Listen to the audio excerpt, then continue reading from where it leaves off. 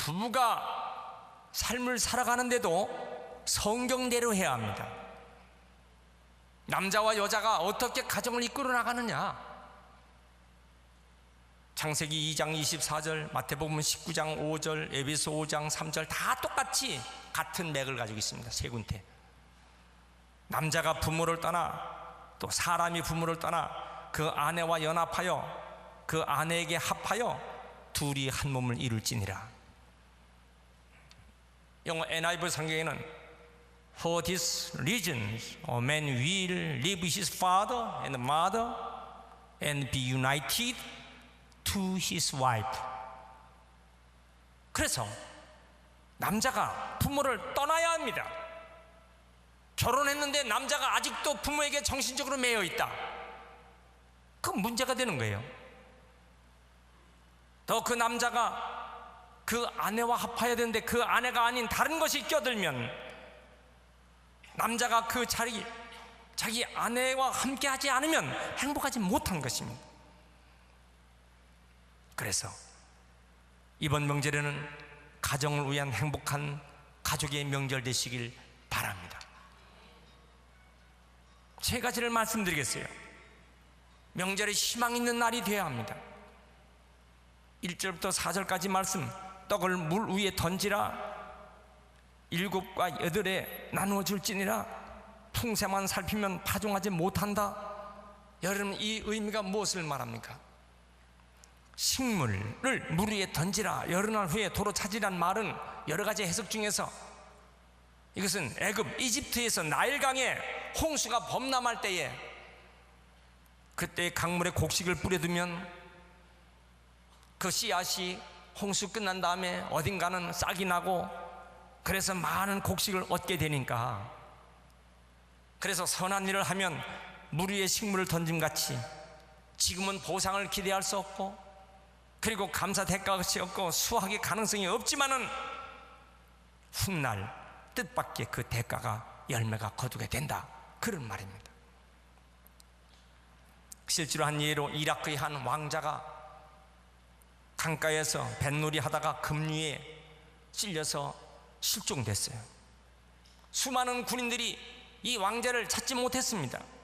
몇 주 후에 그 왕자가 살아났다는 소식을 들었어요. 그것은 그 강 한복판에 있는 큰 바위 위에 이 왕자가 간신히 그 바위를 붙잡고 거기 구조됐지만 문제는 먹을 것이 없는 거예요. 배고파서 기진맥진할 때에 가죽부대가 그 강물에 떠내려오는 걸 보고 힘을 다해서 그것을 열어보니, 건져보니 거기에 빵이 가득히 들어있는 것입니다. 그거 다 떨어졌는데 또다시 배고파. 근데 그때 또 가죽부대가 내려오는 거예요. 놀라운 사실은 그 가죽부대에 이게 도대체 누가 보냈을까? 이름을 보니까 모하멧 하산이었어요. 결국은 구조돼서 궁궐로 들어갔을 때 왕은 누가 이 왕자를 살렸는가 찾아보니까 드디어 그 한 사람 찾았어요. 너는 어떻게 이런 일을 했는가? 그가 말했어요. 성경에 식물을 물 위에 던지라, 그러면 반드시 돌아오리라 그랬어요. 그래서 했다는 것입니다. 여러분, 하나님의 뜻인지 아닌지, 진리가 참인지 아닌지 알려면 말씀에 순종해 보면 압니다. 여러분, 우리가 하나님 말씀에 순종하면 이것이 진리인지 참인지 반드시 하나님은 알게 하실 줄 믿습니다. 갈라디아서 6장 9절, 우리가 선을 행하되 낙심하지 말지니 포기하지 아니하면 때가 되매 거두리라 그랬어요. 그러므로 선을 행하는 우리 모두가 되어야 합니다. 잠언 11장 24절 이하에 흩어 구제하여도 더욱 부하게 되는 일이 있나니 과도히 아껴도 가난하게 될 뿐 아니라 구제를 좋아하는 자는 풍족할 것이요 남을 윤택하게 하는 자는 윤택해지리라 그랬어요. 금식하는 사람, 그 금식의 미덕도 말씀했어요.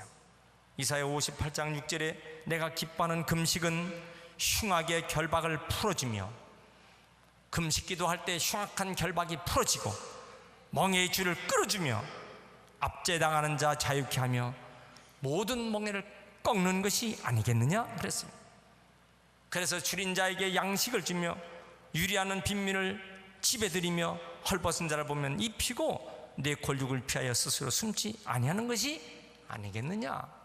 금식하면서 하나님께서 이런 유익점을 우리에게 주신다, 그 말입니다.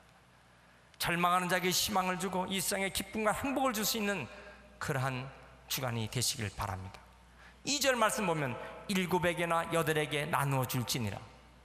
여러분, 저 유대 탈무드에 보면 유대인들의 자부심이 있어요.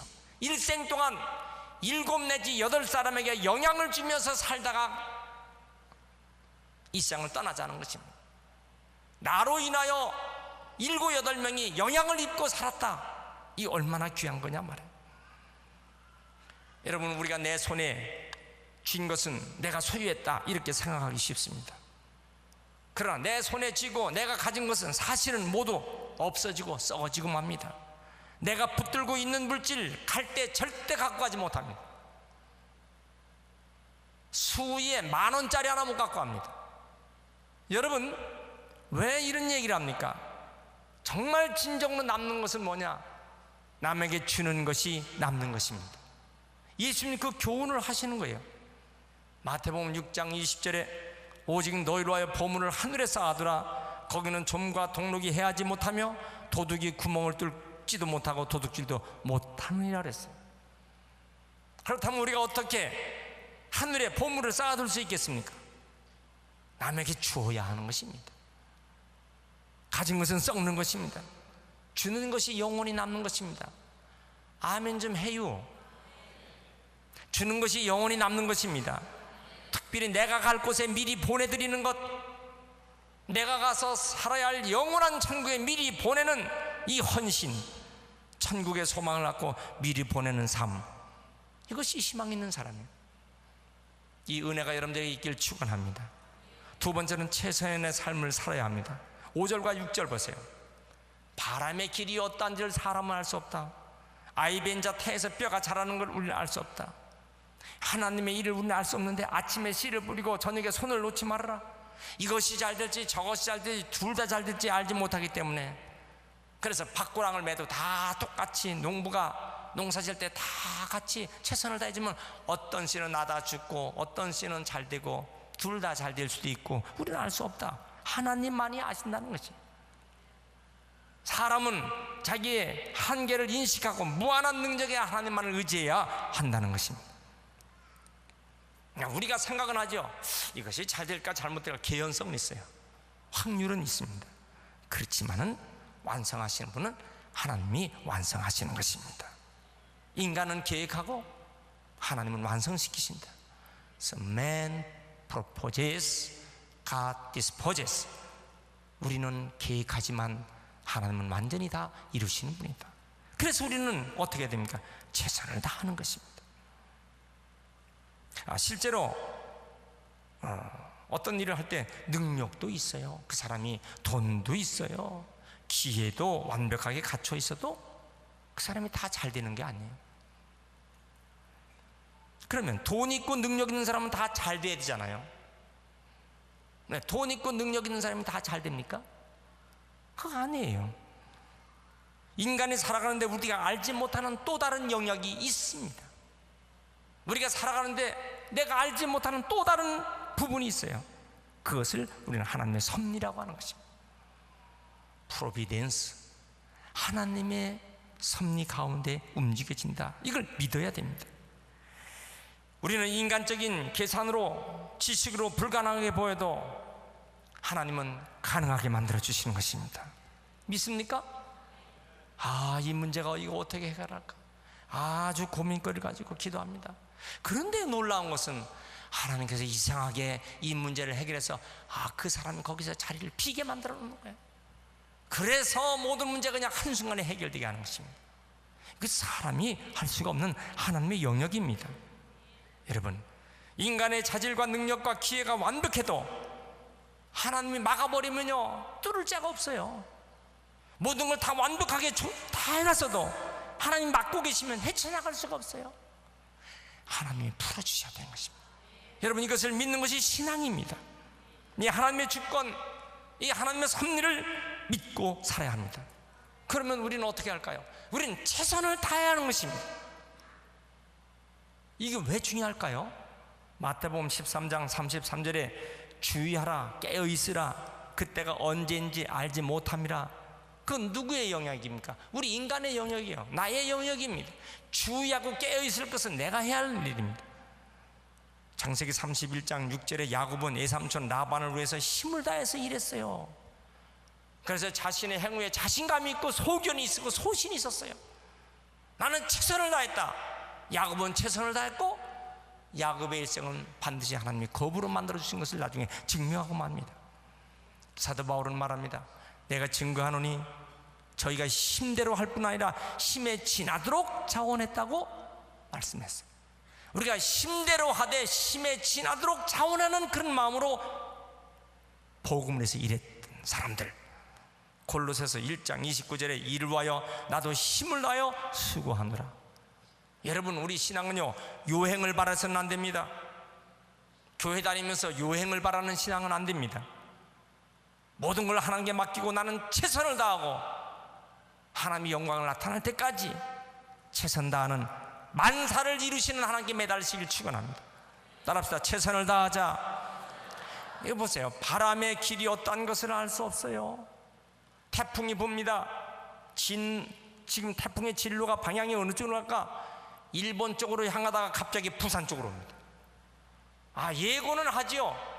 이 태풍이 지금 부산 쪽으로 온다고 예고를 하는데 갑자기 틀어잡고 중국 쪽으로 가버립니다. 여러분, 하나님만이 하실 일이에요. 일기예보도 예측이 빗나갑니다. 태중에 태아가 뼈가 어떻게 자랄까? 10달 동안 있으면 아이는 낳는 건 사실이지만은 신부가, 임산부가 아기 가진 엄마가 잘 먹어 주어야 합니다. 임산부가 잘 먹지 못하면 아기에 영향을 줍니다. 임산부가 아기를 가졌을 때 부부가 날마다 싸우고 스트레스를 주고 사내 못 사내 이런 아이를 낳으면 반드시 그 아이에게 영향이 미쳐집니다. 그건 무슨 말인가? 임산부는 열심히 잘 먹어주는 일이에요. 임산부는 걱정과 스트레스를 갖지 말아야 합니다. 그건 사람이 할 일이에요. 그래야 하나님께서 자녀를 지혜롭게 청명하게 만들어서 낳게 해주신다 그 말입니다. 그래서 6절에 보니까 손을 놓지 말라고 그랬어요. 최선을 다하라는 것입니다. 우리는 하나님께 맡길 것까지 자기가 끌고 안고 걱정하는 사람이 있어요? 하나님이 하실 일까지 내가 끌어안고 걱정합니까? 여러분, 뿐만 아니라 우리가 할 것까지 하나님께 다 맡기고 자기는 아무 책임도 없습니까? 우리가 할 것까지 하나님께 다 책임져 달라고 맡깁니까? 그건 신앙이 아니에요. 우리가 해야 할 일은 우리가 하고 우리가 할 수 없는 건 하나님께 맡겨야 됩니다. 최선을 다하고 하나님께 맡기시면 하나님께서 순수하게 순전하게 다 이루어주지 믿습니다. 그게 바른 믿음 생활입니다. 성도의 삶을 믿는다고 말만 앞세우는 신앙이 돼서는 안 합니다. 사람이 두 가지 신앙이 있는데 하나는 말의 믿음, 그런데 더 중요한 것이 있어요. 실천 믿음이 중요합니다. 실천 믿음이 없는 그런 믿음, 그래서 그 믿음을 야고보서에 보면 죽은 믿음이라고 그랬어요. 전도 생활, 봉사 생활, 섬기는 생활, 실천 생활, 최선을 다하시길 축원합니다.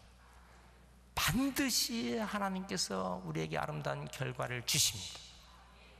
세 번째는요, 대비하는 삶을 사는 우리가 되어야 합니다. 7절과 8절 보세요. 빛이 실로 아름다운 것인데 눈으로 해를 보는 것은 즐거움이다.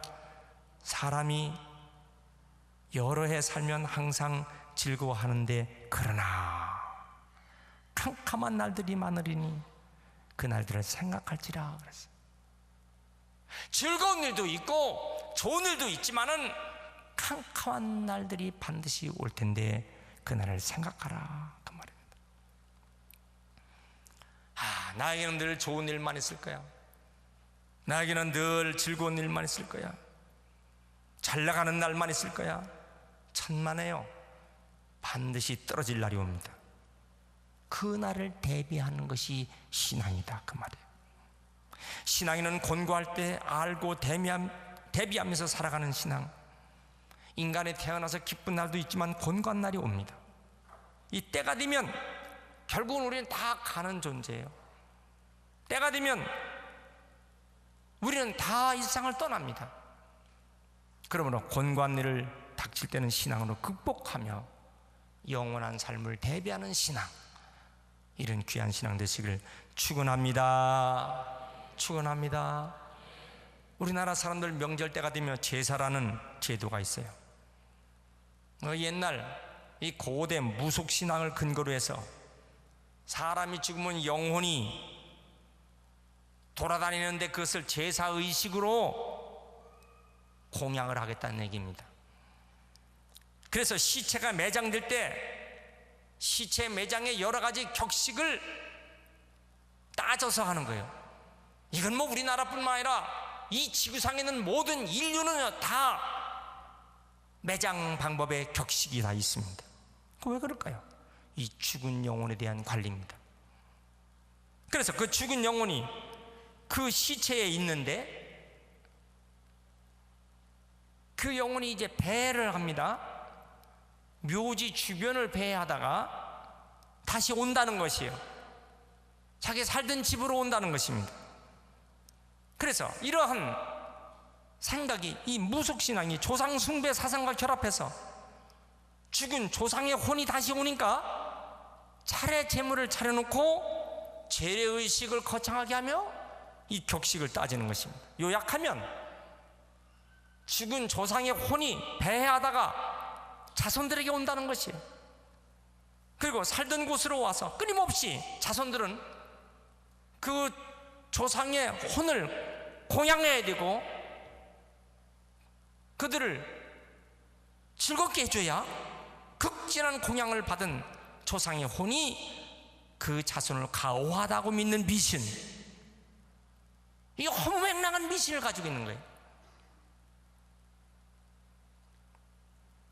죽은 조상의 혼을, 그 혼의 가호를 받고자 그 욕심에 자기중심적 욕망을 갖다가 호화스러운 무덤을 만들고, 그리고 제사를 잘 지나면 애군을 없애고 재해가 닥지 않고 큰 복이 임한다는 기복사상이 이 제사에 물건들어지는 것입니다. 그래서 지금 살아있는 늙은 부모는 자손을 돕지 못하고 죽은 부모의 혼백이 자손에게 복을 줄 수 있다, 이런 엉뚱한 생각을 하는 거예요. 여러분, 살아계신 부모를 등한히 하고 죽은 후에 극진히 제사 지내는 것, 이건 대불효의 의식입니다. 어떻게 이런 것이 있을 수 있습니까? 이건 미신의 뿌리에 유교의 옷을 입혀갖고 이상한 짓들을 하고 있는 것입니다. 사람은 이 세상에 살다가 죽으면 그 시체에서 영혼이 나갑니다. 동시에 그 영혼은 하나님 앞에 가는 거예요. 예수를 믿는 사람은 천국에서 영원히 사는 것이고 믿지 않는 사람은 지옥으로 떨어지는 것입니다. 이 결판이 되는 것이지, 사람이 죽으면 시체에 조상의 혼이 거기 붙어갖고 왔다 갔다 제삿날 와서 먹고 그런 게 아닙니다. 그건 우상숭배와 미신이요, 가당치도 않는 거짓 행위입니다. 있을 수가 없는 것입니다. 제사는 취양 개효라고 하는 정신으로 무속적이고 미신적인 풍속이 아무 유익도 없고 아무 의미도 없고 아무 가치도 없는 일을 지금 하고 있는 것입니다. 하나님 그걸 싫어하는 거예요. 현고 학생 부군 신위, 귀신 앞에 절하고 있다고 말이에요. 떠돌아다니는 조상 혼백 귀신 앞에 절하고 있다는 게 말이 되겠어요?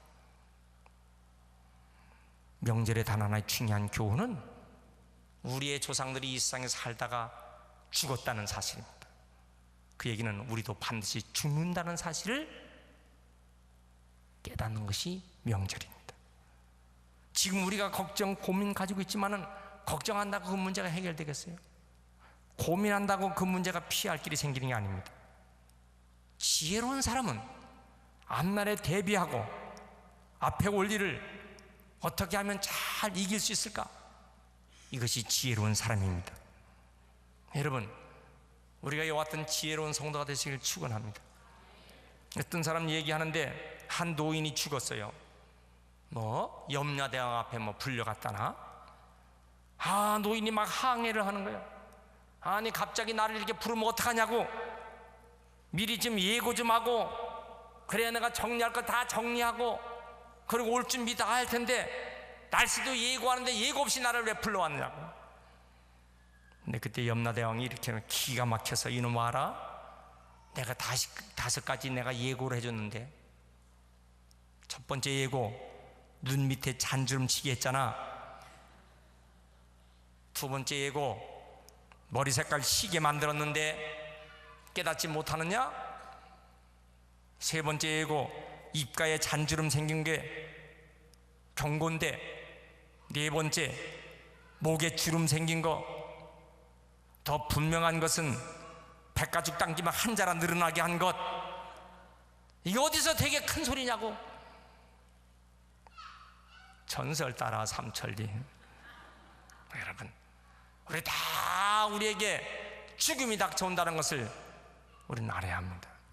자동차 사고, 열차 사고, 각종 질병, 예기치 않은 문제들, 홍수, 화재, 뜻밖의 일들이 있습니다. 우리는 그걸 대비해야 됩니다. 언제? 지금 바로 대비해야 합니다. 그것이 명절을 보내는 귀한 정신들이 되는 것입니다. 7절 보세요. 8절까지. 빛은 실로 아름다운 것이요, 눈으로 해를 보는 건 즐거운 일입니다.